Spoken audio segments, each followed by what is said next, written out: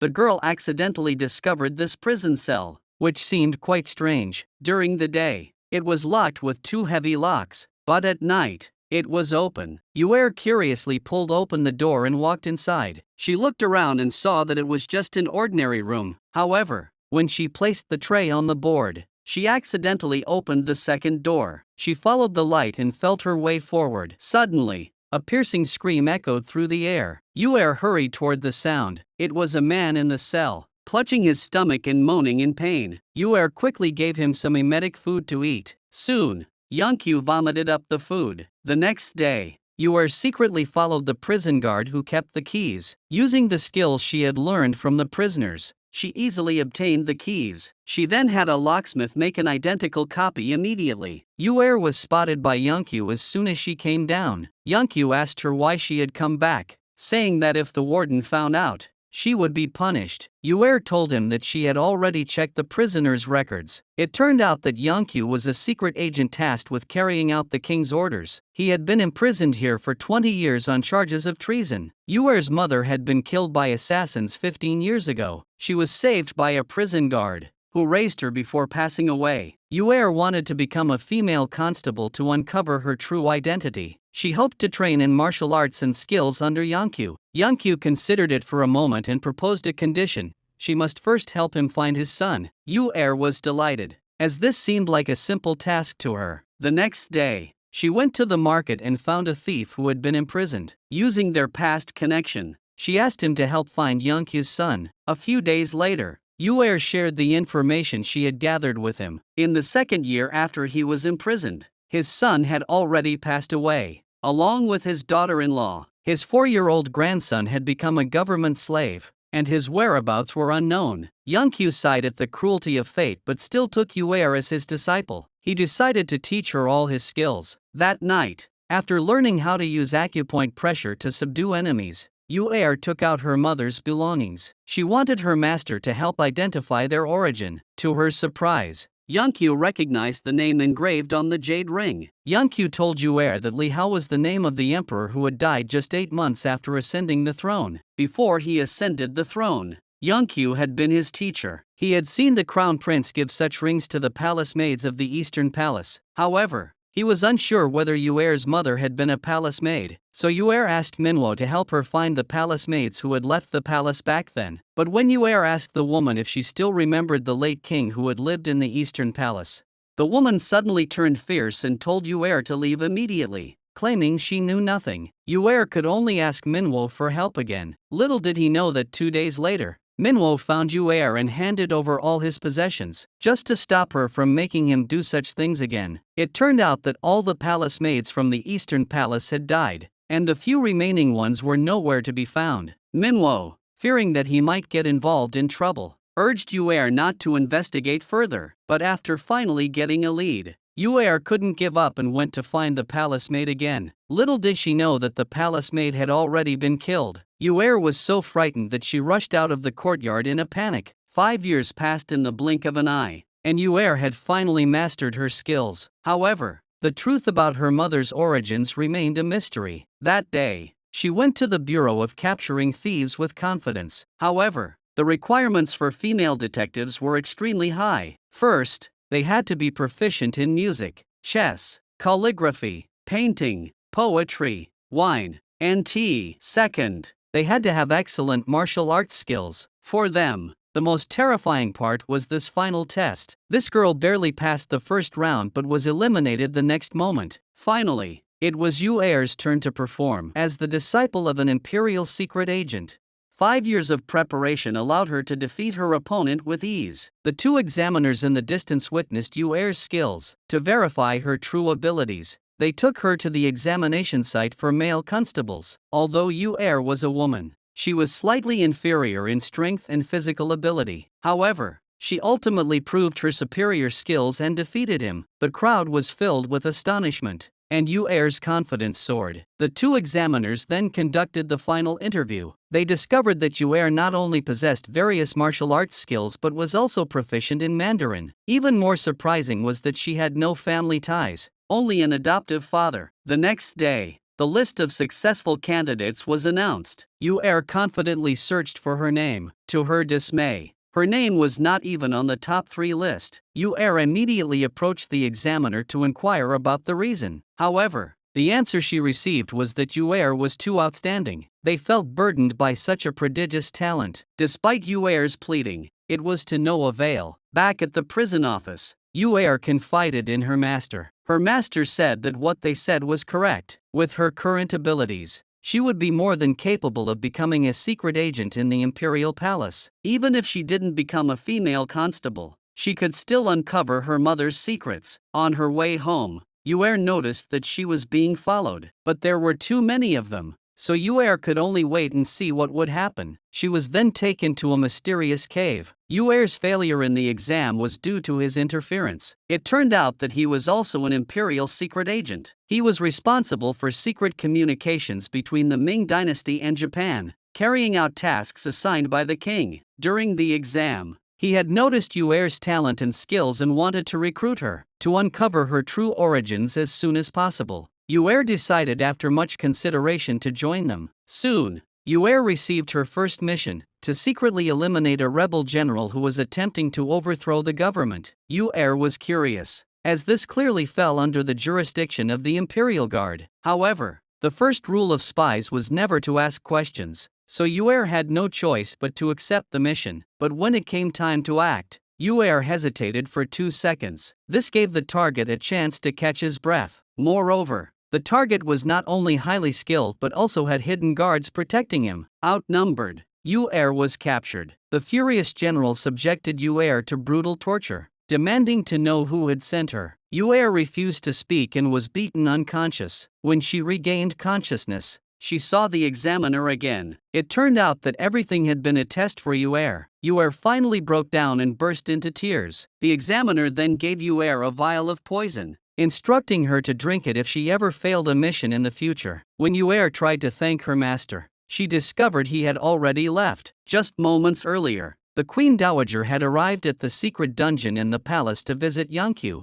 who had been imprisoned there for over 20 years. The two had once shared a tragic love affair. Later, due to various circumstances, Yankyu was sentenced to death for treason. Lady Min, who had already become a powerful figure in the court, had him secretly imprisoned in this dungeon that never saw the light of day. Lady Min knew she owed him a debt of gratitude but only trusted his abilities. She used the pretext of an important mission to grant him his freedom. This was because, just a few days earlier, envoys from the Ming dynasty had arrived in Joseon to investigate the cause of the previous king's death and had gathered evidence. Lady Min's plot to murder the previous king 20 years ago was about to be exposed. The previous king was the Ming emperor's chosen heir. If the truth came out, it would be a capital offense. Thus, the sister and brother hatched a plan to retrieve the evidence and eliminate the envoys on their way back to Ming. Given the gravity of the situation, they could not afford to let any word leak out. Lady Min personally came to seek help from her former lover. Out of consideration for their past relationship,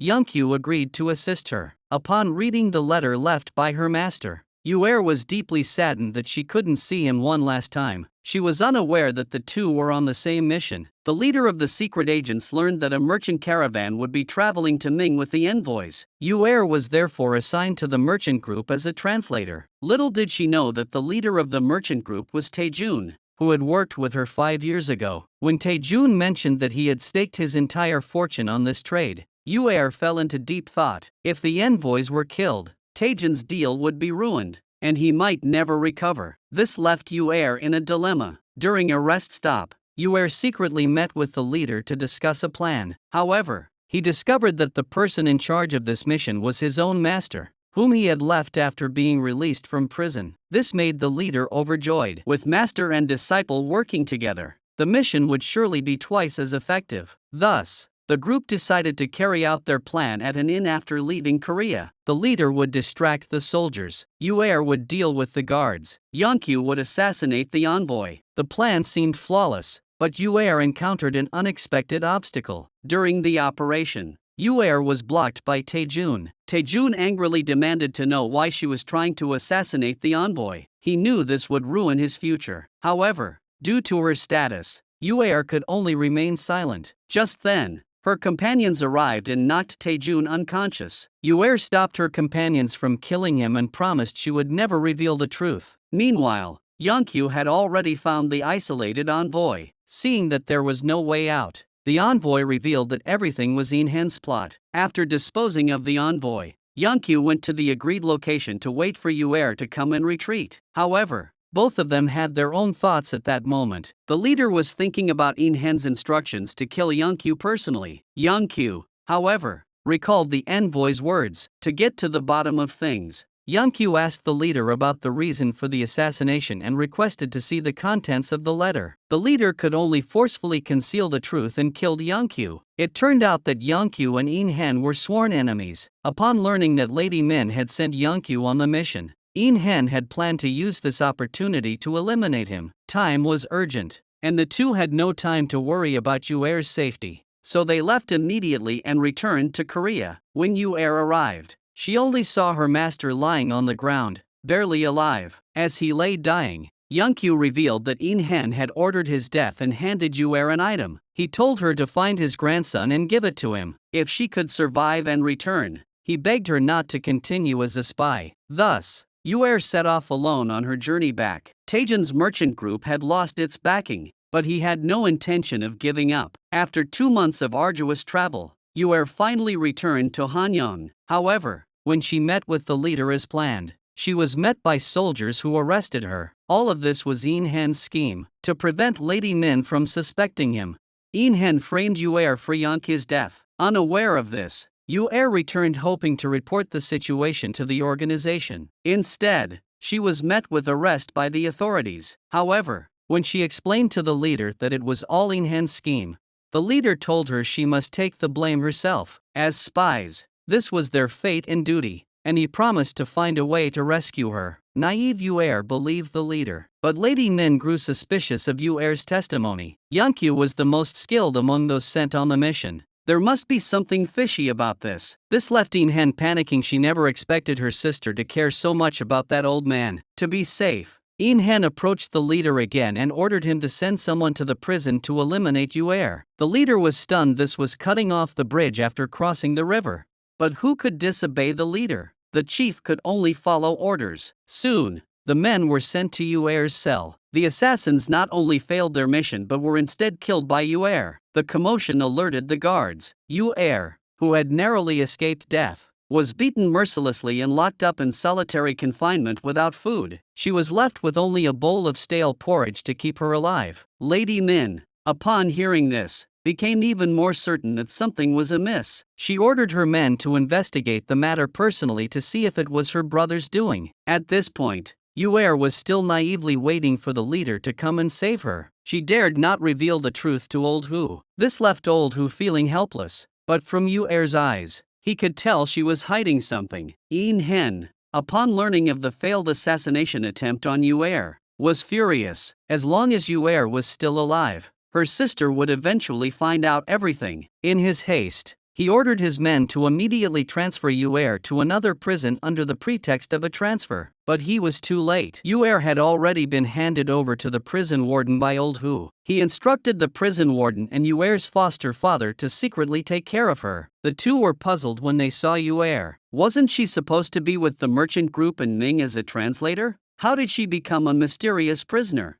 No matter how her adoptive father asked, Yuer remained silent. They thought they could stay here safely for a few days, but the prison warden turned around and sought out Inhen. Eager to take credit, he revealed Yuer's whereabouts. Their conversation was overheard by Taejun, who was hiding nearby. Although Yuer had nearly ruined him, he still came to find Minwo and told him about Yuer's perilous situation. With Minwo's help, the two managed to rescue Yuer before Inhen arrived. By the time Inhen's men rushed to the secret room, there was no one left. Yuer, who had escaped, saw that the people who had come to capture her were the very leaders she had trusted most. Yuer was filled with grief and anger, thinking, I gave my all for the organization, yet you want my life? After seeing the true faces of those people, Yuer told Taejun everything that had happened. Now, as a fugitive, Yue had no choice but to personally go to Lady Min to explain the situation. Taejun listened and promised to help her with all his might. The reason Taejun was willing to take such a risk to help Yue was because he was the son of Zheng Hua, Yin Han's concubine, who had been expelled from the mansion. He had been scheming to deal with Zheng Hua's merchant group all along. This was the perfect opportunity to drive a wedge between Yin Han and Lady Min. Yin Han returned home after being turned away by his sister and felt uneasy. Could his sister already suspect him?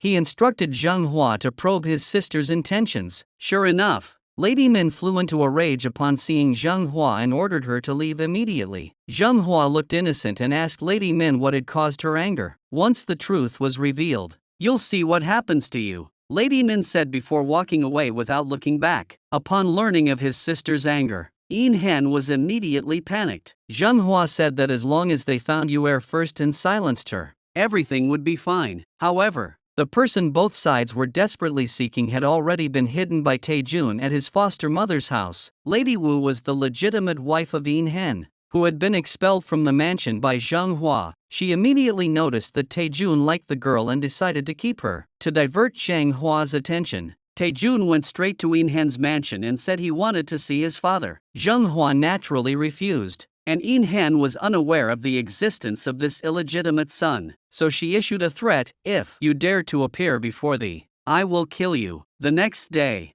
Zheng Hua had his men investigate Taejun's background. He then devised a plan to arrest the leader of the merchant group collaborating with Taejun. But no one expected that Zhuang Ye accidentally discovered that the maid seemed to be secretly adding something to Lady Wu's soup. The maid claimed it was medicinal herbs to nourish Lady Wu's body. However, this did not dispel Yuer's suspicions. So, while the maid was out shopping, Yuer went to the kitchen and found the powder the maid had used. But before she could figure out what it was, Yin Han's men arrived. It turned out that the maid had discovered a wanted poster for Yuer during her shopping. She was the maid Zheng Hua had bribed to poison Lady Wu. The maid immediately revealed to Zheng Hua's men that she had hidden Yuer in Lady Wu's house. Meanwhile, Taejun had also found Lady Min's subordinate, Old Hu, just as Yuer was about to be taken away. Old Hu arrived with his men and intercepted them. Yuer finally met Lady Min and told her everything that had happened during her mission. Lady Min was nearly driven to madness upon learning that it was her brother who had done this. Yin Han, upon hearing that Lady Min had met Yuer, was so frightened he could not close his mouth. The couple plotted to frame Yankyu for everything, but when the two entered and saw Yuer, they were startled. Yuer claimed that her master had said on his deathbed that all of this was Yin Han's planned conspiracy. This confirmed Lady Min's suspicions. Enraged, Lady Min immediately stripped Yin Han of his official position. Yuer's innocence was finally proven. Upon learning that it had been Yuer who had been taking care of Yankyu, who had been barely surviving in the prison, Lady Min asked Yuer what her wish was, promising to fulfill it for her. However, Yuer had been terrified by the intrigues within the court. She stated that she needed nothing and only wanted to return to the prison to work as an ordinary team aide. This made Lady Min like Yuer even more. She immediately offered to be her backup, saying that if she ever faced any difficulties, she should come to her. Yuer's foster father had Yin Han imprisoned in the cell of Old Gong, the merchant guild boss. As the saying goes, a tiger in a plane is bullied by dogs. An unknown bully was about to teach him a lesson but was stopped by Old Gong. "You look like a criminal. You must be a nobleman who has done something wrong. Go find a corner and stay there." But seeing everyone staring at him menacingly, Yin Han decided to behave himself for now. Old Gong had been framed and imprisoned by Zheng Hua. Soon, it was lunchtime, and the guards distributed the daily rations of coarse food. Having grown accustomed to delicacies, Yin Han couldn't bring himself to eat it, as he wondered why Old Gong and the others weren't getting any food. Yuer's adoptive father happily brought over a feast of delicious dishes. This left Yin Han completely dumbfounded. Watching them eat heartily, Yin Han swallowed hard. Since they were locked up in the same cell, it must be fate. Old Gong called him over to eat together. Sure enough, people tend to talk more when eating. Old Gong also wanted to make a friend, so they exchanged names. When Old Gong heard the name Yin Han, he immediately gave his men a signal. Yin Han was beaten up badly. At that moment, someone came to visit Old Gong at the prison. Seeing his brother, Old Gong was overjoyed and told Taejun about the interesting incident. Taejun confirmed that the man was indeed In Hen. He told his older brother not to panic, as this was a good opportunity for revenge. The two then discussed a plan. Upon returning to the cell, Old Gong knelt before In Hen and cried, confessing his ignorance. In Hen wasn't stupid. He still needed Old Gong's protection in their current predicament, so he just scared him a bit and took on the role of the cell's leader. However, Zheng Hua came up with a vicious plan. It would not only save In Hen but also ensure that Taejun would never rise again. She first sent her men stationed at the prison to eliminate the merchant group's leader and stage it as a suicide to cover up the incident. Then, she had people post the treasonous statements in every corner of the city under the guise of the merchant group's leader. The next day, the citizens reacted violently upon seeing the messages, and the news quickly reached Lady Min. The pressure was immense. She had to act swiftly to quell the situation. As expected, Lady Min's first thought was to turn to In Hen and his wife, her trusted aides. She immediately summoned Zheng Hua to the palace. However, Zheng Hua deliberately pretended to be unwell. Lady Min had no time to waste and asked her directly how much she knew about the rebels. Zheng Hua burst into tears and said that the only person who could resolve the current crisis and stabilize the political situation was In Hen. In Hen may have made a mistake that angered you, but his ability to break through crises is unmatched by anyone else. Lady Min had no choice but to release In Hen from the prison and resolve the matter. However,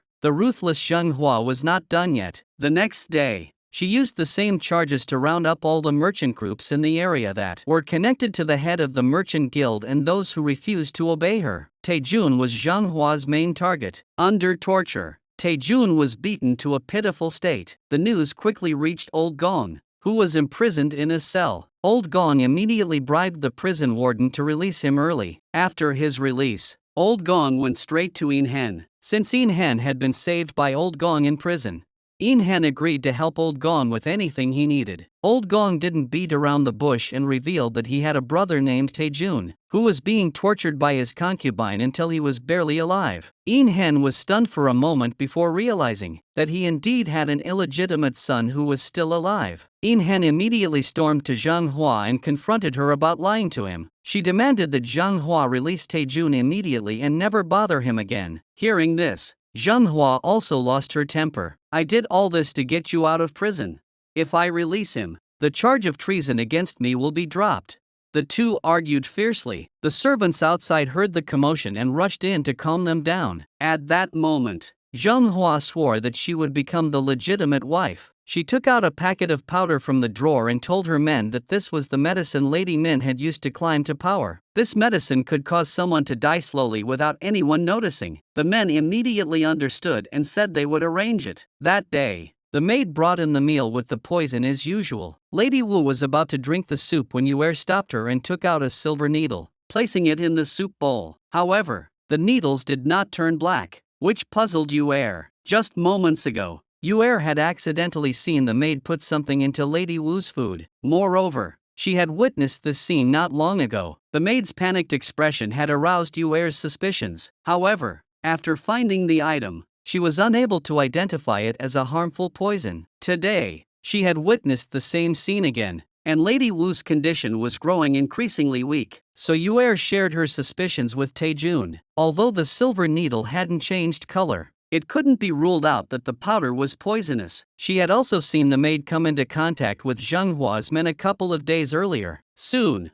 the two of them found a doctor who had once worked at the Imperial Hospital. Sure enough, the doctor said that Lady Wu's entire body was filled with death energy and that her condition was already very serious. Yuer quickly took out the powder she had found in the kitchen. It was confirmed to be a very precious slow-acting poison. That night, the maid was about to be killed by Zheng Hua's men. Fortunately, Yuer appeared in time to save her. Under Yuer's persuasion, the maid admitted that she had been instructed by Zheng Hua and agreed to testify. However, the official in charge of the Capture Thieves Bureau was Zheng Hua's future son-in-law. At her teacher's reminder, Yuer could only go to Counselor Chow to report the matter. However, she was unaware that her movements had already been monitored by Zheng Hua's men. Soon, the two of them brought the maid to meet Counselor Chow. Just as the maid was about to reveal who had ordered her to do this, an arrow struck her in the heart. Now that the witness was dead, Counselor Chow did not want to offend In Hen based solely on the two of their accounts. This left the two of them feeling very discouraged and helpless. Yuer came to her teacher again for help, but the teacher told her not to do anything and wait for the right opportunity. Yuer could only try to find a way to save Lady Wu,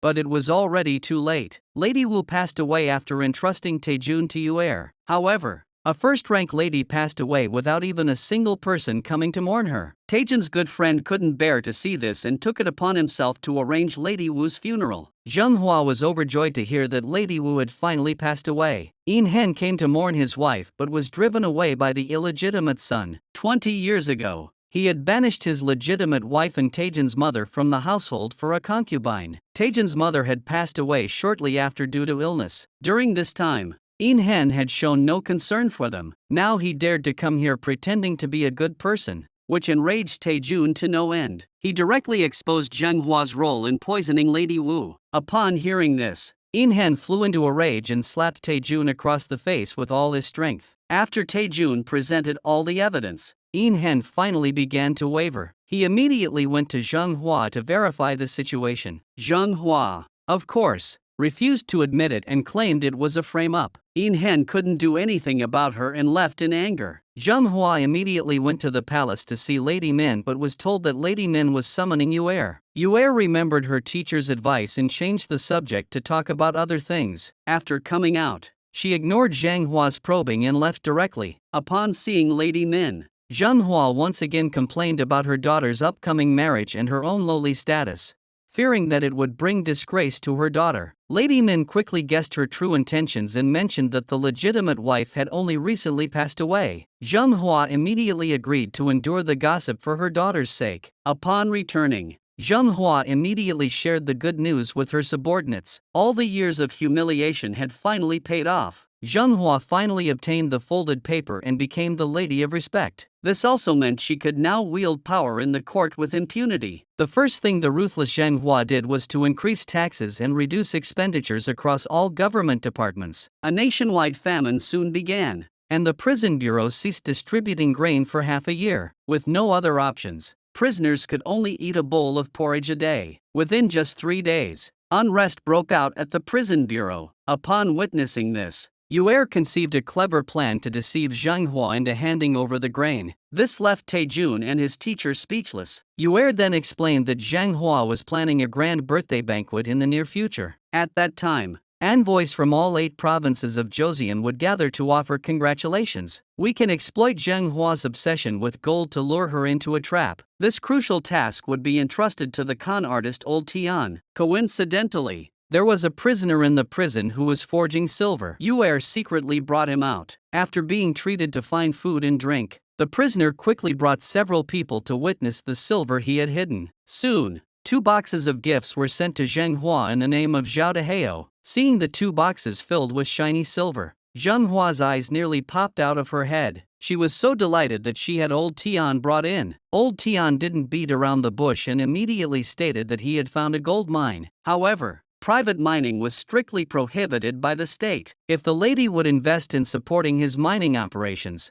the profits from the gold mine could be split evenly between them. Old Tian finished speaking and handed over a box. Sure enough, seeing the large pieces of pure gold inside, Zheng Hua's eyes turned red, but the cunning woman did not trust the stranger's words lightly. Moreover, this was a dangerous task that could cost her her life. She made an excuse to consider it. She then turned around and had her men find the constable responsible for investigating illegal mining to verify whether there was a person named Zhao Dehao. Old Lin heard the name and immediately grew serious, saying that he was the very criminal he was tasked with capturing. Zheng Hua heard this and put on a solemn expression, but inside she was overjoyed. Old Lin saw through her thoughts and repeatedly urged her not to get involved in such illegal activities. After leaving, he even sent his men to capture Zhao Dehao as soon as they found him. Zheng Hua finally believed in the existence of the gold mine. She immediately ordered her men to secretly bring Old Tian over to discuss the terms of their partnership. As soon as Old Tian mentioned his demands, Zheng Hua signaled his men to bind him, but Old Tian refused to reveal the location of the gold mine. Seeing that force wouldn't work, they had no choice but to cooperate. How much money do you need?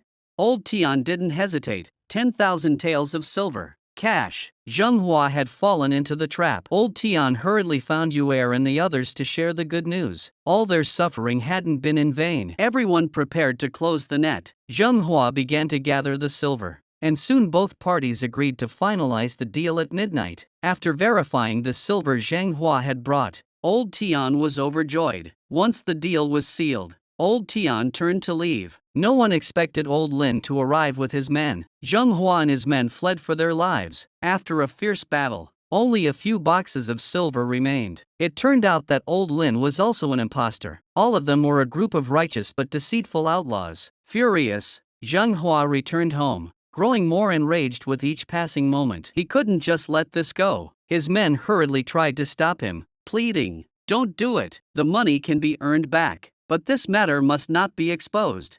However, Zheng Hua wasn't about to let himself be the one to suffer in silence. Upon hearing of the recent uprising at the prison, the king disguised himself to investigate the situation. After learning the general situation, he asked the prison warden how to get through this food shortage, to avoid offending his superiors and not jeopardize his own future. The prison warden suggested allowing family members to bring food when visiting their relatives. The king, who had never truly managed state affairs, actually thought this was a good idea. Yu Er, who was standing by, couldn't stand it anymore. There was a famine, and the people were starving to death. Where would they get food to bring to the prison? What could a mere inspection achieve? Shouldn't the court distribute grain instead? Everyone was too scared to speak, and the king was left speechless. That night, the king sat alone in the hall, thinking about what Yu Er had said during the day. Although he knew that all of this was the result of Zheng Hua's tyranny, his own power had long been stripped away. With the country in such chaos, he felt ashamed to be king. How could a lowly tea-maid see through the current state of the country so clearly? This made him curious about Yu Er. The next day, the king sent his men to investigate Yu Er's background. The more they investigated, the more curious they became. That night, unable to bear the loneliness, the king sneaked out of the palace with the help of his men and found Yu Er, who was on her way home. Yu Er had already investigated and found that he was likely a con artist from the underworld. The king hurriedly explained that he was a secret agent of the imperial court. Yu Er laughed in disbelief and asked him to show his badge. The king also laughed awkwardly and said he didn't have it with him, so he sent his men to fetch it. Yu Er, looking puzzled, led the king to a small restaurant. Seeing the bowl of soybean paste mixed with rice, the king was dumbfounded. He took a bite and was amazed by the delicious taste. It seemed that even the ruler of a country couldn't escape the deliciousness law. Just as the two were chatting happily, Taejun burst in with his men. It turned out that Yu Er had never believed him and had asked the innkeeper to bring Taejun over. Taejun was furious, grabbed the other man by the collar, and gave him a lecture. "You look so fair-skinned and delicate. You must be a fraudster. Confess why you were approaching Yu Er." He then dragged the man outside, intending to beat him up. Just then, Ma Pai's men rushed over. They overpowered Taejun and his men and showed Ma Pai's badge. Yu Er realized that everything was ruined and hurriedly apologized. The king, wanting to see Yu Er again in the future, told her to keep everything a secret and left in a hurry. Yu Er could only explain that it was all a misunderstanding. In order to completely solve the food shortage, Yu Er came up with a solution that would benefit everyone. That was to put the prisoners to work. As Taejun's merchant group was in urgent need of labor for salt production, this would bring income to the prison, feed the prisoners, and provide cheap labor for the merchant group. Coincidentally, the government was bidding for suppliers to provide edible salt for the market. If the merchant group won the bid, they would make a fortune, and the prison's food shortage would be completely resolved. However, such a golden opportunity naturally attracted the attention of other merchant groups, who were all eager to bid. Zheng Hua even wanted to use Yin Hen's influence to secure the contract for the bidding. Yin Hen, however, didn't think much of it. Why bother with such a trivial business and risk the people accusing us of greed? Zheng Hua nearly exploded with anger upon hearing this. Do you think Lady Min values you so highly just because you're her younger brother? It's because the royal treasury and Lady Nin's assets are all supplied by our merchant group. If it weren't for me, you wouldn't even be able to eat 4 dishes in your entire life. Taejun, in order to participate in the bidding smoothly, rushed to find Inhen first. This was the first time Taejun had ever asked him for a favor. Inhen excitedly asked his son if there was anything he could help with. However, when Taejun requested that he conduct the bidding fairly and impartially, Inhen found himself in a dilemma. In the end, to ease the tension with his son, Inhen sided with Taejun and demanded that old Huang, who was in charge of the bidding, conduct it fairly. Every year, Zhenghua's merchant group was already predetermined, so this request was indeed unusual. Old Huang, however, turned around and informed Zhenghua's men of this. Upon learning that Taejun was meddling, Zhenghua was furious. Zhenghua went to great lengths to force her husband to frame Yu'er and her accomplices for illegal activities and had them all imprisoned in the prison. However, mere imprisonment could not satisfy her anger. Moreover, Inhen's illegitimate son had also helped that girl. Zhenghua was convinced that Taejun's repeated sabotage of her merchant group was all orchestrated by Yu'er behind the scenes. Whether in her career or family life, she felt constantly thwarted by Yu'er. Imprisoning Yu'er in the prison was the perfect opportunity to remove this thorn in her side. Thus, Zhenghua decided to frame Yu'er with false charges, sentencing her to a life of servitude as a concubine, never to rise again. However, Yu'er had always been under the protection of Lady Min. Zhenghua immediately approached Inhen to strike a deal. "I can arrange for your son's release," he said, "but Yu'er must be exiled to a remote region to serve as a concubine. The condition is that you must handle the aftermath and ensure Lady Min never finds out." Inhen agreed without hesitation. As long as his son was released, everything else was trivial. Zhenghua first had his men locate Old Li, who had been collaborating with Yu'er. As long as he shifts all the blame onto Yu'er during the trial, you will not only be cleared of all charges, but Inhen will also find a way to have you reinstated at the prison office. Old Li didn't hesitate to agree. Betraying his comrades was something he was best at. On the day of the trial, Taejun and Old Gong, who had helped Yu'er, were sentenced to 50 lashes. Old Li was demoted and had his salary reduced for 2 months. Yu'er was the worst off. Old Li not only pinned all the crimes on her, but also falsely accused Yu'er of using various means to forge financial records. He had also been extorting money from prisoners. In the end, she was sentenced to be exiled to the Yellow Sea province to serve as a concubine for officials. Serving a group of officials in that desolate place was worse than death. Gu Fei couldn't bear to watch any longer. How could they convict someone based on such baseless accusations? This was clearly bullying a young girl. Upon learning that he was Inhen's fiancé, the judge decided to reopen the case and issue a new verdict in 3 days. However, Gu Fei's actions completely enraged Zhenghua. Thus, Yu'er's original sentence was upheld, and she was immediately exiled to the frontier. Everyone found this cruel reality unbearable. To spare Yu'er further heartbreak, Taejun could only watch her depart from afar. Her foster father hid in his room, weeping bitterly, too afraid to go out and see Yu'er one last time. But crying was of no use. Yu'er's teacher gathered him and old Tian together to discuss a plan to rescue Yu'er. The crime had already been decided, so the only option was to have the king issue an edict to transfer Yu'er from Haizhou. But how could the ruler of a great nation care about a lowly concubine? Thinking this, old Tian, who had been traveling the world for years, came up with a bold idea. As long as we deliver the imperial edict before Yu'er is escorted to the Haizhou government office, we can take her away directly. Although forging an imperial edict is a capital offense, considering all the help Yu'er had provided over the years, everyone even regarded Yu'er as their own daughter. They were determined to rescue her no matter the danger. Everyone agreed immediately and set to work. Soon, each person used their own skills to forge an imperial edict transferring Yu'er. It wasn't just similar, it was identical. All that was left was for old Tian to lead a group of people disguised as government officials to the Haizhou government office to deliver the edict. However, Yu'er was ambushed by a group of bandits. When she was locked up, she discovered many young girls who had been captured and brought there. Upon inquiry, she learned that these girls were being prepared by the bandits to be sold to the Ming dynasty. Originally, they were meant to be concubines for officials, but now they could be sold directly. Since they had already come this far,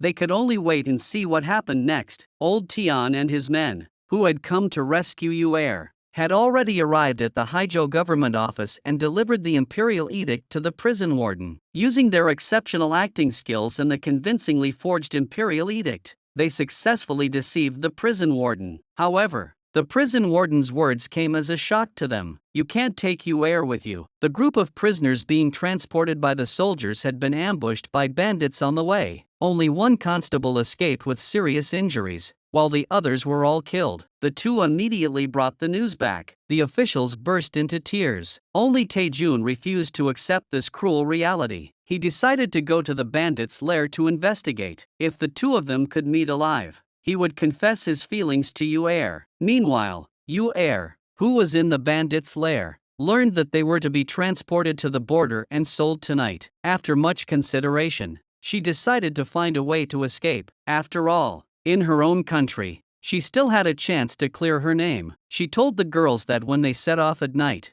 they must cooperate with the bandits. She would lead everyone to safety. The bandits who had gone down the mountain to scout the situation returned in high spirits. They didn't notice the group of people following them. Taejun decided to wait until nightfall when the guards were weak and then strike. The sudden attack caught the bandits off guard. Taejun and Minwo took the opportunity to search the area. After searching everywhere, they couldn't find any trace of Yu'er. It turned out they were too late. At that moment, Yu'er and the others were already on their way to the border. Under Yu'er's casual manipulation, the rope was quickly cut. The unsuspecting bandits were caught off guard and had their necks caught in the noose. Yu'er, with her extraordinary skills, no longer held back and quickly defeated the bandits. However, just as she was freeing her companions, she was ambushed by the bandits. The injured Yu'er showed no mercy and sent him to his doom. Ignoring her bleeding wounds, Yu'er led the others in a frantic dash. Little did they know that once they reached the safe zone, Yu'er was ruthlessly abandoned by the others. Everyone refused to be concubines and abandoned their savior, each fleeing for their own lives. Yu'er chose to head toward the Haizhou prison camp. After all,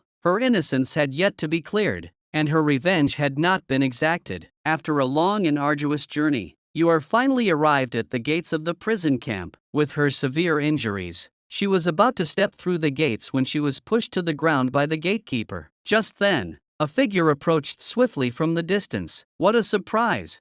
The man was none other than Gu Fei, who had offended Zheng Hua for breaking off their engagement. He had been exiled to this remote place to serve as a judge. It was precisely because of his arrival that Yu'er managed to survive. Gu Fei strictly followed his grandfather's last words and vowed to ensure Yu'er's safety no matter what happened. Although Yu'er had temporarily escaped danger, how to escape her status as a concubine was their most urgent task. To prevent Zheng Hua from persecuting her again, Gu Fei decided to keep Yu'er's survival a secret. Taejun was deeply blaming himself for missing the ship. However, what hit him even harder was that his boss had surrendered to Zheng Hua's merchant group. They had agreed to unite against the demon woman in the name of eliminating the threat, yet he had directly joined her ranks. Unable to accept this, Taejun resolutely left the merchant group. Even if he starved to death, he would never serve Zheng Hua. Distraught, he began to question the meaning of his life. Coincidentally, trouble erupted at his inn. Heron was violently attacked by the son of an official for not serving him properly. Unable to contain his anger any longer, Taejun stormed in and beat him up. Seeing that the man was trying to threaten him with his status, Taejun was completely enraged. If power allows people to do as they please, then I'll make you taste the bitter taste of being oppressed by power. Listen to me. My father is Inhen. With a single word from me, your entire family will be executed. Having seen through the world, Taejun immediately sought out Inhen and said, I want to become an official. What should I do? To make up for the years of neglect toward his illegitimate son, Inhen revised the national laws. He allowed illegitimate sons to bypass the imperial examinations and directly enter officialdom. Upon hearing Inhen's promise, Taejun was nearly speechless. Inhen's swift agreement was not only because Taejun was his only son but also to expand his own power. After all, Zheng Hua's influence was growing increasingly powerful, and he could no longer control this woman. If his son could work together with him, they could certainly check Zheng Hua. Although Taejun still harbored resentment toward his father for his actions over the years, his recent experiences had caused a subtle change in his heart. After careful consideration, Taejun decided to reconcile with his father. Everyone was puzzled by Taejun's decision. However, they did not know that the Pingshi Bureau oversaw all the markets in the area. Moreover, all funds submitted to the imperial court had to be approved by the Pingshi Bureau. Why did Zheng Hua receive Lady Nin's favor? It was because she used the merchant guilds to provide Lady Nin with a steady stream of funds. If he could control all the merchant guilds, wouldn't he be able to easily manipulate Zheng Hua?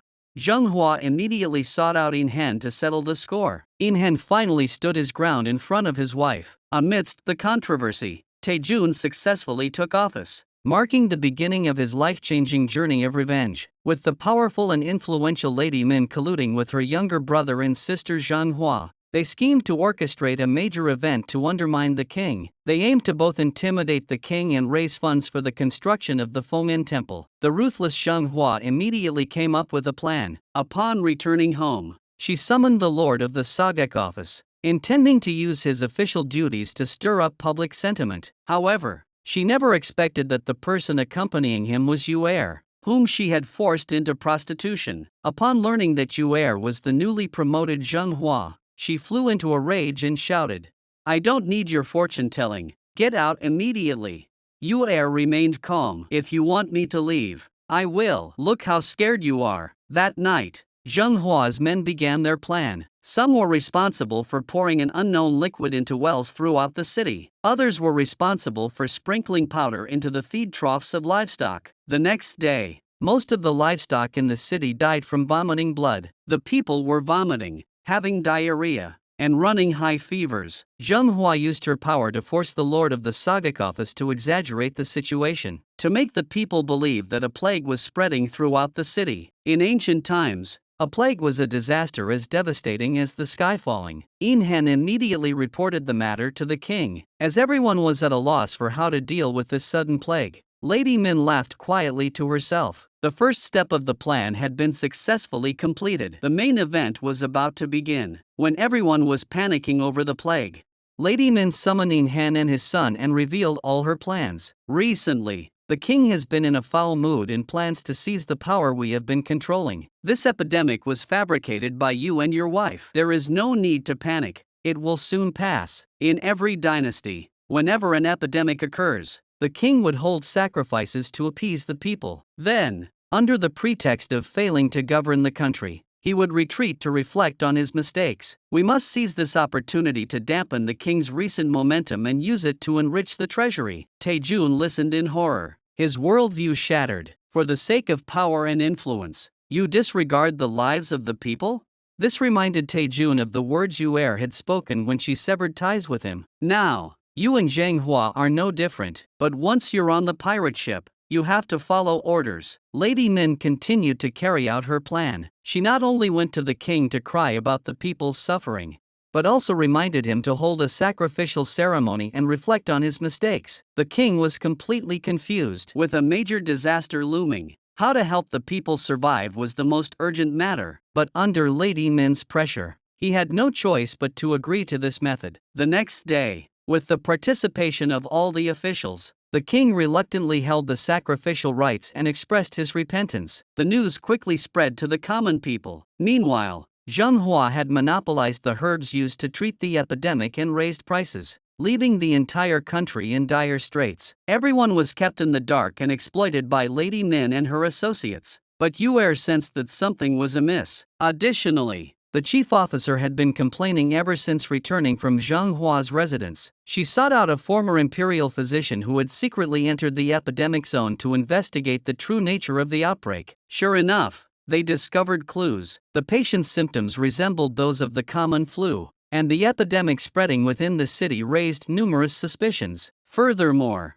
such a common flu could typically be diagnosed by ordinary doctors, yet no one had pointed this out after such a long time. Moreover, the herbs used to treat this disease were common and inexpensive, yet now only one pharmacy could obtain them. Through Minwo's investigation, it was quickly confirmed that this was Zheng Hua's merchant group. Not only were their warehouses stocked with herbs, but a large shipment was also set to arrive from the port tonight. There was no doubt about it, Zheng Hua was the one behind this scheme. Yu'er immediately set out to report the matter to higher authorities. However, at that moment, The king had already been placed under house arrest by Lady Min. Yue could only think of using the influence of her merchant guild's social media platform to first counter Zhang Hua. Little did she know that she had already been targeted by Zhang Hua's men. Zhang Hua, enraged by Yue's disruption of her plans, was so furious she nearly collapsed on the spot. Gritting her teeth, she declared, "This time, I will eliminate you, this thorn in my side." Facing a death threat, Yue showed no fear. "You killed my master and tried to kill me multiple times. If I can't avenge my master in this life, I'll find you in the next." Zheng Hua ordered his men to find a secluded place to dispose of Yue. However, their conversation was overheard by Minwo. He was so scared he wet his pants and rushed to find Taejun. The assassin, tempted by Yue's beauty, hesitated to act. The boss slapped him across the face. "Don't you know that villains die by their own words? Hurry up and bring her out." Just as the boss was about to act, Taejun arrived in time. Minwo took the opportunity to free Yue. With Yue's help, they quickly disposed of everyone. However, after escaping danger, Yue not only failed to express gratitude to her savior. Instead, she treated her former childhood friend coldly. The two, who shared the same goal of avenging Zheng Hua, ended up on different paths and misunderstood each other. Yue believed that Taejun had become Zheng Hua's lackey. Taejun suffered greatly from Yue's lack of understanding. This time, Zheng Hua wanted Yue's life, which enraged Taejun. "You can touch me, but you can't touch my woman." So Taejun went to see the king. The king, who was in a state of turmoil, had no mind to manage the affairs of state. Taejun immediately revealed Lady Min and Zheng Hua's conspiracy. "Your Majesty, there is no need for you to reflect. There is no epidemic in the countryside. It was all fabricated by Zheng Hua. She sent people to poison the people. Then, she used the Sagic department to amplify the news of the epidemic spreading, thereby misleading the people. She sold the antidote herbs at 10 times the price to make a huge profit. Not only that, Zheng Hua also wanted to use this opportunity with Lady Min to indirectly place you under house arrest and seize power." The king was still skeptical of Taejun's words, but Taejun's next words made the king furious. Zheng Hua not only targeted the common people but also intended to kill Yue. The king ordered Old Hu to immediately arrest Zheng Hua. At that moment, Lady Min and her brother Yin Han were overjoyed that things were going smoothly. The next moment, their subordinates rushed in to report that Zheng Hua had been arrested. The two hurriedly ran to the king to defend themselves. The king immediately exposed their plot. Zheng Hua had poisoned the people, framing it as an epidemic, and had secretly sold the herbs she had previously broken. Seeing that the two were still trying to defend themselves, the king completely lost his temper. The two finally realized that the sleeping tiger they had awakened was about to rise again. The men from the Ministry of Justice had already surrounded Yin Han's mansion. Upon learning that the plot had been exposed, Zheng Hua still dared to ask why they had come. Unfortunately, the commander did not give her the courtesy of explaining the situation and ordered his men to bind her immediately. At the same time, Zheng Hua's merchant group was also raided. Yin Han, who had rushed back, tried to use his influence to break in and collude with Zheng Hua, refusing to admit anything. Seeing that they were still unable to grasp the reality of the situation, the justice minister firmly refused and walked away without looking back. After a night of interrogation and execution, although they did not obtain a full confession of all the crimes, Zheng Hua and the leader of her merchant group were still taken to the prison. The prison warden was so frightened by Zheng Hua that he trembled in his boots. After all, she was the infamous wife of the emperor's uncle. Her ruthless and brutal methods had left many court officials in awe. Even after being told not to grant her any special favors, the prison warden dared not offend this powerful figure. If she were ever released, she would surely exact 1,000-fold revenge. Counselor Lu still remembered Zheng Hua's previous betrayal vividly. Now that he saw her locked in a cell, he rushed over and mocked her relentlessly. Seeing her in such a pitiful state, Counselor Lu finally vented all the grievances he had been harboring for days. Zheng Hua never imagined that he would suffer such humiliation in prison. He Lian, the steward who had long coveted the position of the Empress Dowager's husband, saw an opportunity to pursue Yin Han after Zheng Hua was imprisoned. Before Yin Han left, He Lian stopped her. "My lord has been working day and night for the Empress Dowager and must be exhausted. This is a nourishing soup I prepared for you. Though I have no feelings for Zheng Hua, my sense of loyalty remains. How dare you play tricks on me at this moment? I won't drink your tonic soup, but I'll still be as strong as an ox." Since Zheng Hua's imprisonment, the righteous faction led by the king and old Zheng had finally staged a comeback. However, defeating the opposing faction with their current strength was far from sufficient. Therefore, they discussed replacing the Minister of Surveillance with someone from their own side. This would allow them to monitor the movements of anyone in the palace. However, it would not be easy to take this position away from Lady Min. After much consideration, the king made a bold decision. He would release Zheng Hua and recommend someone from his own side to take the position of Minister of Surveillance. The person who was secretly helping the king fight against Zheng Hua was Yu Er. Over the years, Yu Er had been secretly investigating her mother's secrets. With the help of old Zheng, a former secret agent, Yu Er finally met Court Lady Kim, who had known her mother. After confirming the token, Court Lady Kim told Yu Er everything that had happened back then. At the time, in order to protect himself, Jin Shanggong had never mentioned the name Consort Jie. Now that her friend's daughter was right in front of her, Court Lady Kim bluntly told Yu Er, "Your mother was killed by Yin Hen." Upon learning the truth about her origins, Yu Er went to the mass grave and thought of how her mother had never been properly buried. Overcome with grief, Yu Er looked at the pair of jade rings in her hand and swore to avenge her mother. However, the identity of her father had become another major question for Yu Er. Why hadn't he come to her aid when she was in danger? That night, Yu Er was summoned by the king, who was disguised as a secret imperial inspector. However, she learned from him that Zheng Hua would be released the next day. This puzzled Yu Er. How could someone with such clear evidence of a crime be released so quickly?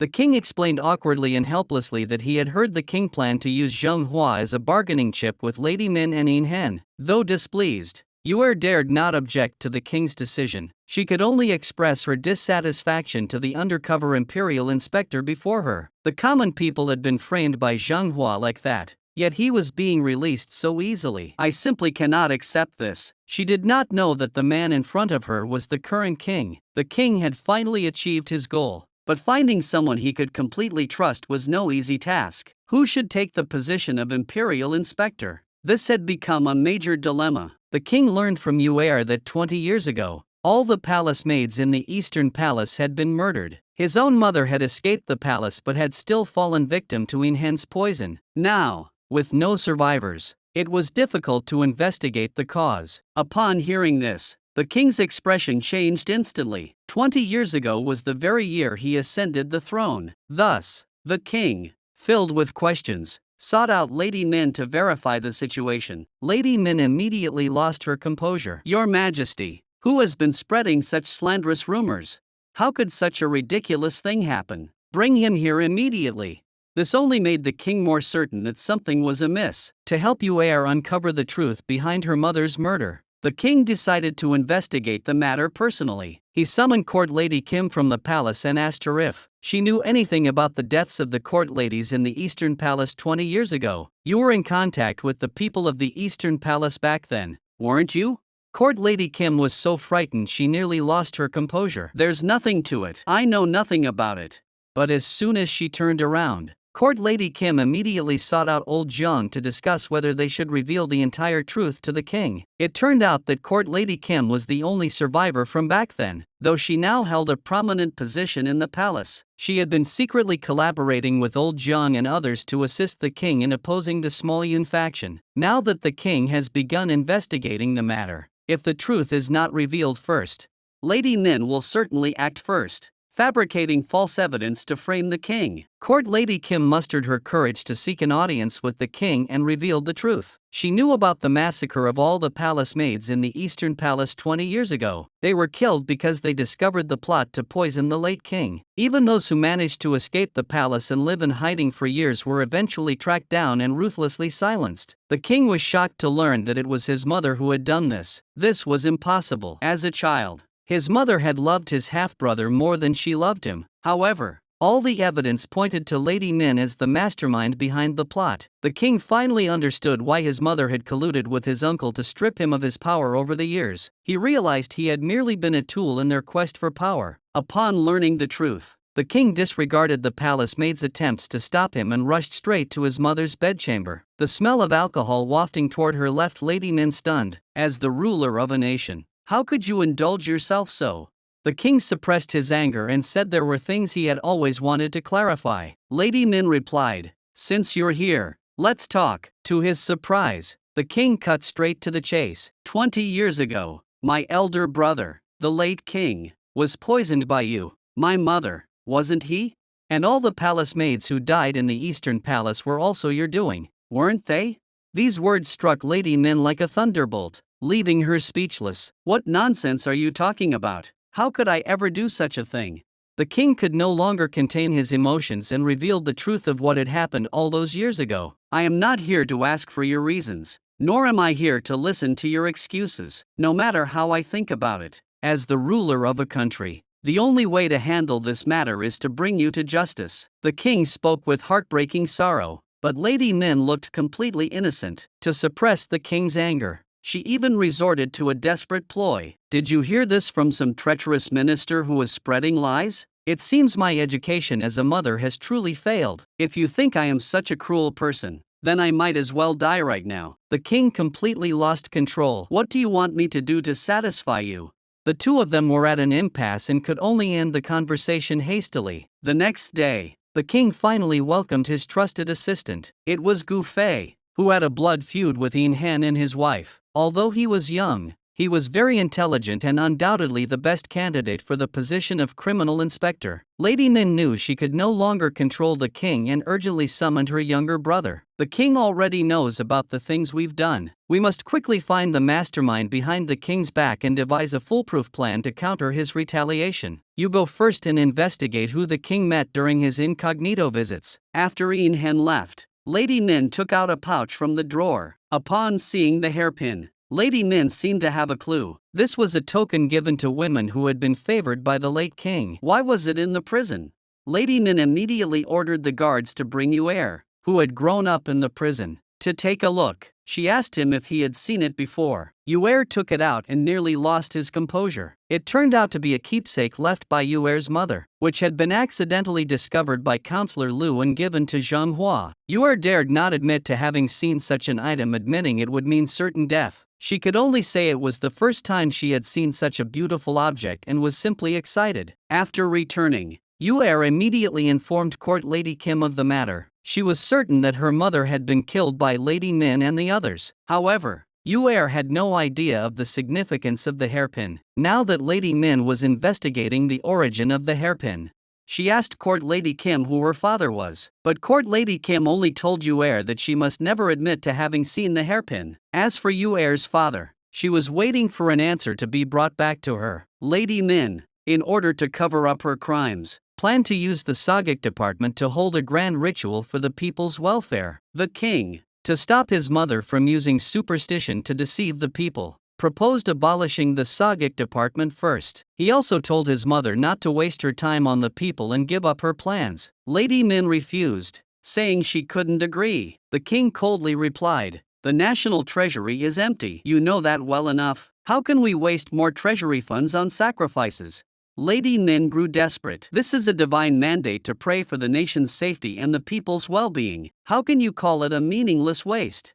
You need not worry about that. The affairs of the people are my responsibility as the king. Don't you know that the harem must not interfere in state affairs? He then stood up and left without looking back. Lady Min immediately summoned the lord of the Sagak office and ordered him to carry out the ritual with great pomp and ceremony. She then called Yin Han and explained that the king was using the abolition of the Sagak department as an excuse. In reality, he was trying to obstruct the small Yin faction that she and Yin Han had formed. Yin Han listened and exclaimed that it seemed the king had been too complacent lately. Soon, Yin Han gathered the members of the small Yin faction. They agreed to go on a collective strike and refused to attend court. At that moment, all the Confucian scholars were kneeling at the palace gates, pleading with the king to abolish the Sagic department. Even the common people began to gather. Upon hearing the news, Yin Han was furious. He immediately led the officials to the front of the hall, holding axes, and presented a petition. Lady Min heard this and thought the matter was settled. After all, her brother was the one with the real power. However, The outcome was not as she had hoped. The king berated them harshly. As court officials, didn't they know that Joseon was a country of Confucianism? If they were going to entrust the nation's safety to divine will, as the people's officials, didn't they feel ashamed? Were they using the people as an excuse for Small Yun's faction, thinking the king didn't know? After speaking, he left the stunned crowd behind and departed. But Lady Min was determined to win this time. She led the civil and military officials to the Sagik department. Lady Min remained unfazed, stepping forward and declaring, even if the king opposes it, this ritual will proceed as planned, and the Sagik department will be preserved. The king did not back down, stating, if you continue to defy the royal decree, your son will have no choice but to enforce the law. After her plan failed, Lady Min began a hunger strike. Upon learning that his mother was neither eating nor drinking, the king personally brought her some pastries. Lady Min didn't even open her eyes as she tried to send her son away, when her son said he would stay there until she ate.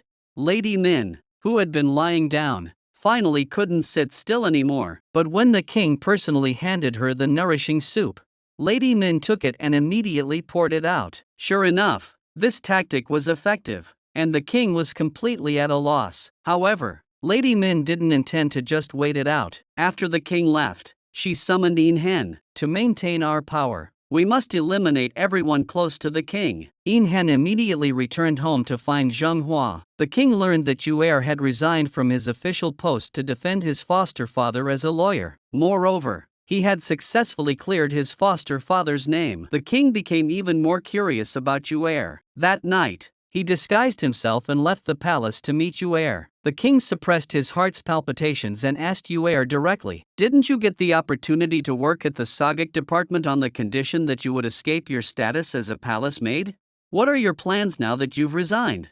Yue Er said that after being demoted back to a palace maid, she would return home. The king heard this and remained calm on the surface. How dare she demote the girl he loved to a palace maid?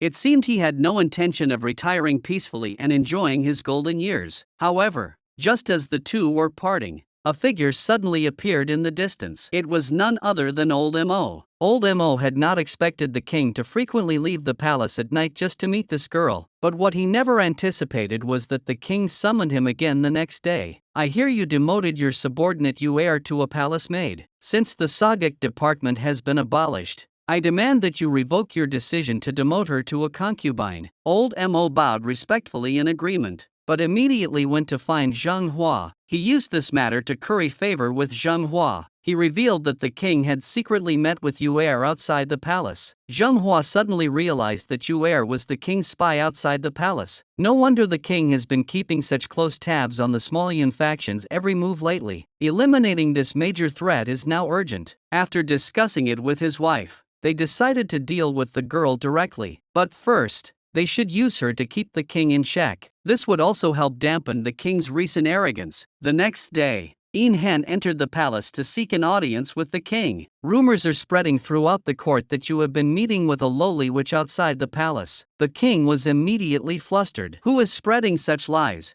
It turned out that Yin Han had deliberately portrayed Yue Er's status as a member of the Sagik department as that of a lowly witch. After all, it was precisely because the Sagik department was obsessed with superstition that the king had to abolish it. Now, Confucian scholars and the Great Yun faction across the country are supporting the king and opposing feudalism, advocating for the promotion of rationalism to govern the country. Yet the king is secretly meeting with a lowly witch, which is bound to arouse suspicion among the public. Under Yin Han's relentless questioning, the king confessed to meeting Yue Er outside the palace, and repeatedly explained that it was merely a casual conversation. He then expressed deep regret, saying that rumors were spreading throughout the court that the king was having an affair with a witch from the Sagik department. For the sake of the royal bloodline, the king must exercise self-control. This forceful attack caught the king off guard. Yin Han pressed on relentlessly, leaving the king no chance to respond. The court is now in disarray. If this matter is proven true, the king's authority will be completely undermined. The only way to prove the king's innocence is for you to personally order the severe punishment of the witch Yue Er from the Sagik department. The king finally lost his temper. You're threatening me and involving the innocent Yue Er. What do you want?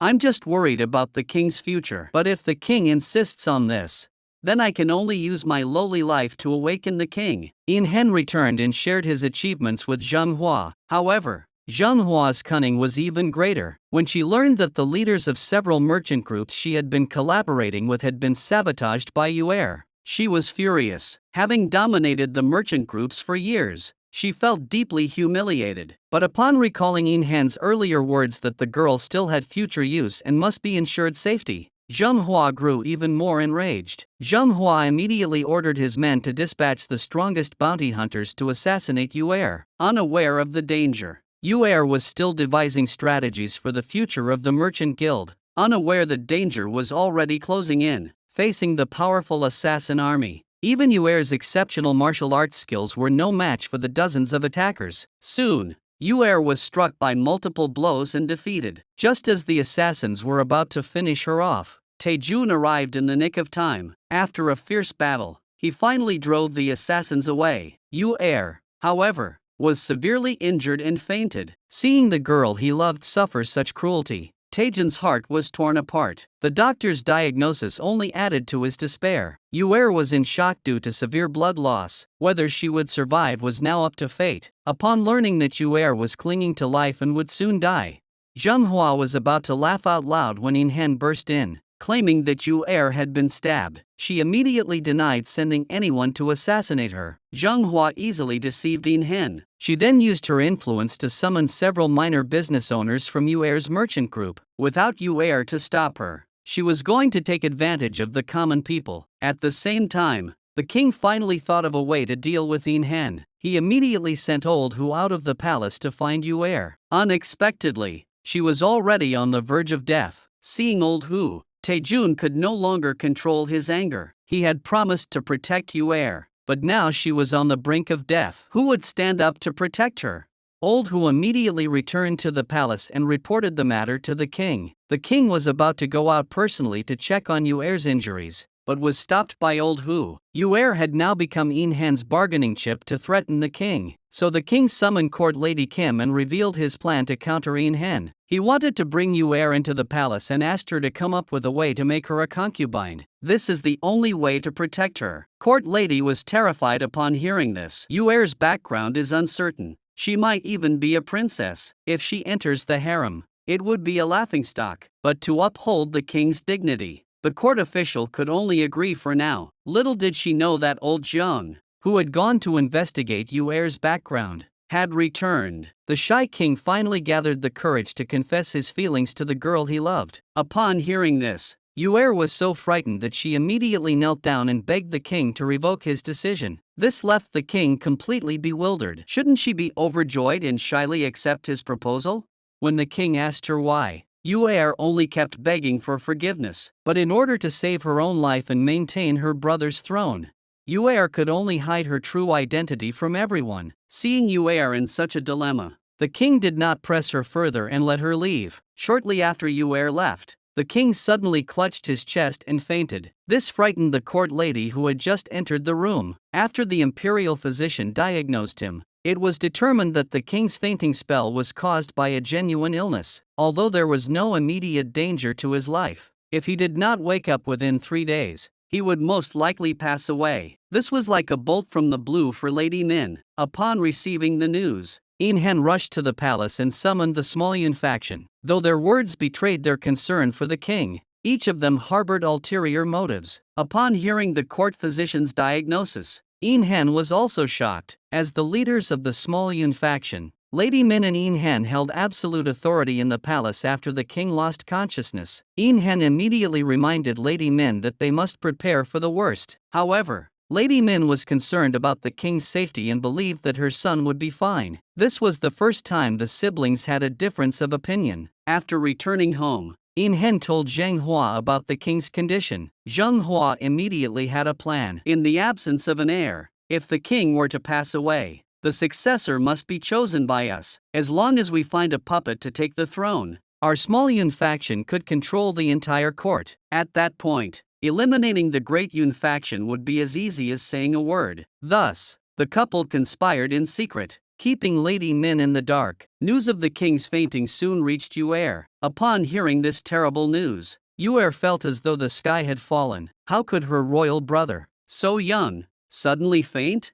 She hurriedly sought out old Jiang and Gufei. Gufei shared the same thoughts as Yin Hen. They must prepare for the worst. If the king were to die, the small Yun faction would certainly rebel. After all, her father had truly grieved over his sudden death. Upon returning home, Yu felt filled with regret and shame. Her older brother was seriously ill and had fainted, yet she was powerless outside the palace. Thinking of this, Yu decided to enter the palace immediately to check on her older brother's condition. Even if it was dangerous, she couldn't live with regrets for the rest of her life. Under the guidance of Court Lady Kim, Yu met the king's personal guard, Old Hu. Yu finally saw the unconscious king, looking at the only family member before her. Yu's eyes filled with tears. Why does fate always play such cruel tricks?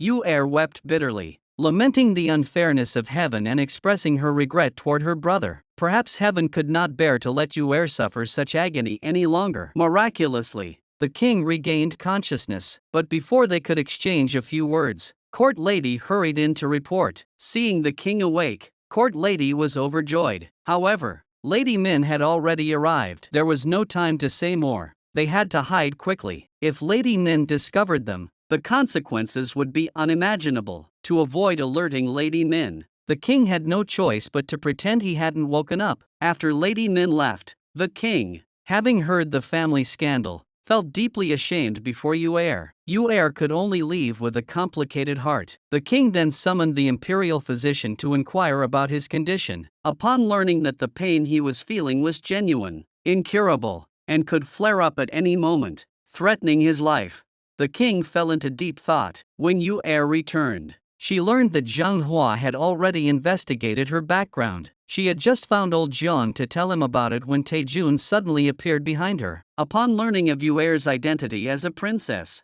Taejun was utterly shocked. Her mother and master had both been murdered by his own father. The vast difference in their social status left Taejun unable to look Yu in the eye. However, the kind-hearted Yu did not harbor any resentment toward Taejun, and hurriedly explained that she had concealed her identity to protect the safety of those around her, and requested that Taejun not reveal her identity to the king for now. Considering that the king's current condition could not withstand any shocks, Taejun agreed and decided that from now on, he would not only protect Yu but also cooperate with her to oppose Zhang Hua. After this incident, the small Yun faction became highly sensitive. The ministers gathered before Lady Min to discuss the matter of the royal heir. Hearing these ministers, who were of little consequence, speak such treasonous words, the great Yun faction was not idle either. They had already discerned the intentions of the small Yun faction. They decided to spare no effort in helping the king consolidate his throne, lest the people once again be plunged into a life of hardship. It seemed that the court was about to be shaken by another major upheaval. The king, after careful consideration, finally came to his senses and realized that he couldn't destroy the entire country because of himself. He vowed to do his best to settle matters while he was still alive. The thing that worried him the most at the moment was Yu so the king summoned Taejun and told him about his illness. He explained that if something happened to him, Yu who would lose his protection, would also be in danger. Now, I bestow upon you the position of Chief Justice of the Office of the Censorate to investigate. Yin Han and Zhang Hua, the leaders of the small Yun faction. However, neither of them could have anticipated that Lady Min had already learned of Yu's true identity from Zhang Hua. That night, Yu was arrested by Lady Min's men. So you are the illegitimate child of Consort Jie who escaped from the palace years ago. Since you are the princess, I cannot spare your life. The king arrested Zhang Hua to eliminate the traitor. Lady Min arrested Yu to rescue Zhang Hua. After searching the entire royal city to no avail, the king had no choice but to go to Lady Min's palace to demand her release. However, Lady Min remained firm and cold, leaving only one sentence: if you want Yu you must release Zhang Hua. But sacrificing the future of the great Yun faction for a commoner?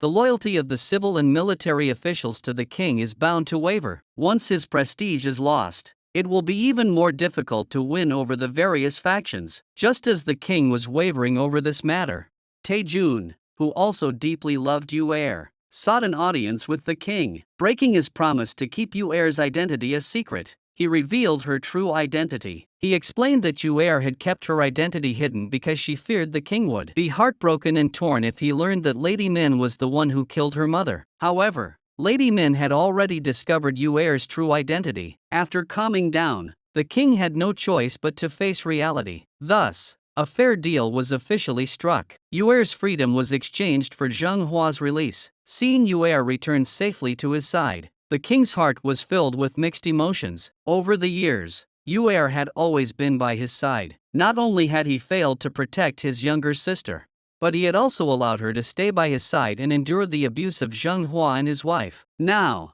the revelation of Yuer's identity directly determined the future of the court. The confrontation between the king and Lady Min had reached a critical stage. After being released, Zheng Hua could no longer tolerate the king and Yuer's repeated counterattacks, so she called her only beloved daughter. "I have found a suitable husband for you." Zheng Hua had been plotting behind Lady Min's back. Just as everyone was preparing for a major battle, an unexpected turn of events occurred on the king's side. The king fainted again due to a severe heart attack. Lady Min rushed over upon hearing the news. After all, blood is thicker than water, and no matter how much they fought, he was still her own son. Seeing her son once again teetering on the brink of life and death, Lady Min remained composed. However, when the imperial physician explained that the king's symptoms this time were relatively mild, and there was no immediate danger to his life, he would regain consciousness soon, this news relieved Lady Min's worries, but it also sparked a malicious idea in her mind. Since the king had fallen into unconsciousness,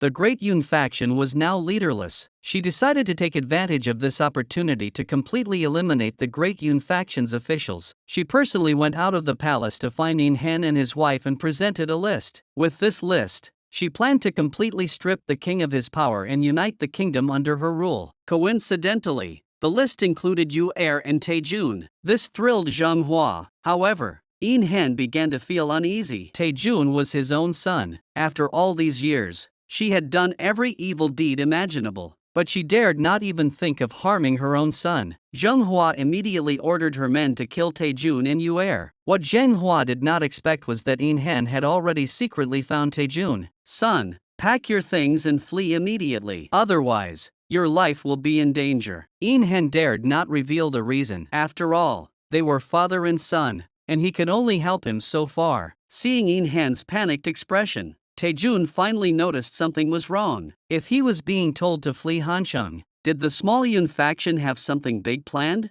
Thinking this, Taejun immediately sent someone to inform Yuer and headed to old Zheng's place to gather everyone. However, Lady Min's men had already arrived quietly. The ministers loyal to the king were all arrested and their homes ransacked. The head of the military affairs minister was even killed on the spot. Taejun arrived just in time to see old Zheng being arrested. He finally understood Lady Min's plot and immediately headed to Yuer's residence. However, Yuer was already surrounded. Just as Yuer was gradually losing the upper hand, Taejun arrived in time. Without explaining anything, he grabbed Yuer and began their endless escape. Meanwhile, the king finally regained consciousness from his coma. The first thing he heard was that his trusted ministers had either been arrested or killed. Upon learning that it was his mother's doing, the king hadn't even had time to start questioning his life when Yin Hen burst in with his men. The king was so angry he almost fainted again. After old Hu, one of his subordinates, explained the situation to him, the king was about to go to Lady Min's palace to confront his mother. Lady Min, who had just entered, calmly inquired about her son's condition, not mentioning a word about the affairs of state. The king, however, could not accept the reality and kept asking his mother why she had slaughtered so many ministers. But Lady Min, whose mind had been corrupted by power, could not hear her son's words. She continued to justify her actions, and instead lectured the king to stay away from the Great Yun faction, who were trying to divide their mother and son and manipulate the government. The king could no longer tolerate his mother's arrogance, and immediately proposed to abdicate the throne. Lady Min couldn't believe her ears. If her son gave up the throne, everything she had would be lost. Lady Min never imagined her son would be so resolute, leaving her completely unable to control the situation. Watching her son's departing figure, Lady Min regretted everything, thinking of all her efforts over the years going to waste.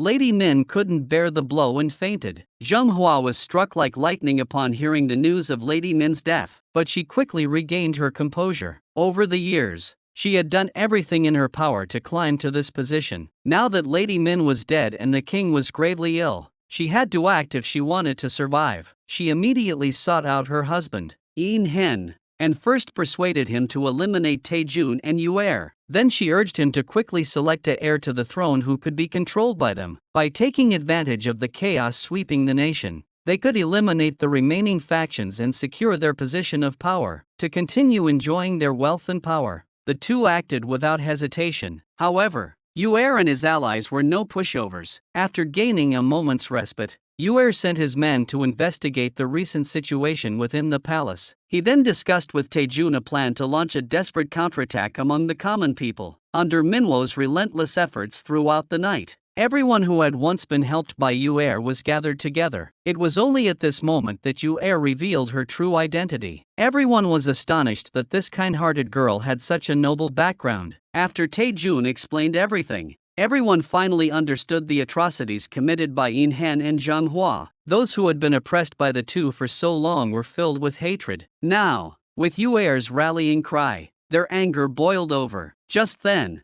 the letter from the king was delivered in time. It turned out that after the king learned that Yuer and Taejun were still alive, he was shocked but also saw an opportunity to turn the tide of the rebellion. He immediately wrote a letter and sent it to Yuer. The king ordered us to handle the operations outside the palace, while he would handle the operations inside. The operation could begin tonight. With the king's backing, everyone was determined to unite and assist Yuer in eliminating the threat to the people. Seeing that Yin Han had deployed all his forces to pursue Yuer, the king decided to take advantage of the situation. He first ordered the release of all loyal ministers imprisoned in the dungeon. He then took control of all the charges of treason against the Small Yun faction. Meanwhile, outside the palace, Taejun and Yuer led the merchant group in their operations. Taking advantage of the fact that the ministers of the Small Yun faction were busy holding Lady Min's funeral, they captured them. The two sides coordinated their efforts, catching Yin Han and his wife off guard. However, when they arrived at Yin Han's mansion to arrest him,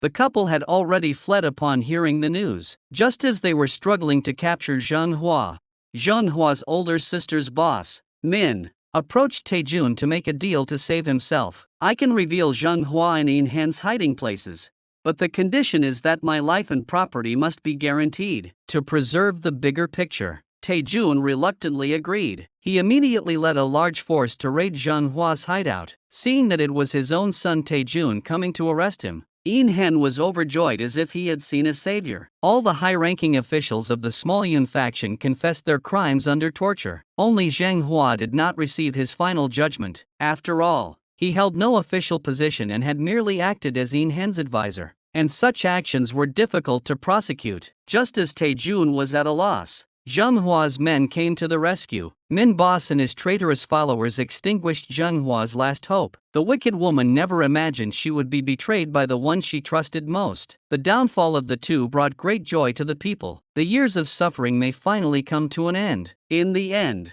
Zheng Hua was sentenced to exile in the Yellow Sea province and death for poisoning his wife, while Yin Han was sentenced to death. However, before the king could grant him poison, Zheng Hua, unable to accept reality, fell into a delusion. Yin Han, seeing his wife already lifeless, was filled with anger. By the time Gufei arrived with the poison granted by the king, the two bodies were already cold. Everything was settled, and Yuer officially entered the palace as a princess. The brother and sister could finally appear in public openly. However, in the face of wealth and honor, Yuer politely declined the king's offer to live in the palace. Instead, she chose to leave the palace and accompany Taejun as a lawyer serving the people. A year later, a woman carrying a newborn baby begged on the streets. She was He Lian, the maid from Yin Han's mansion. Coincidentally, she encountered an old acquaintance and fled in panic. Watching her back, it was both laughable and pitiful. And thus, the story came to an end.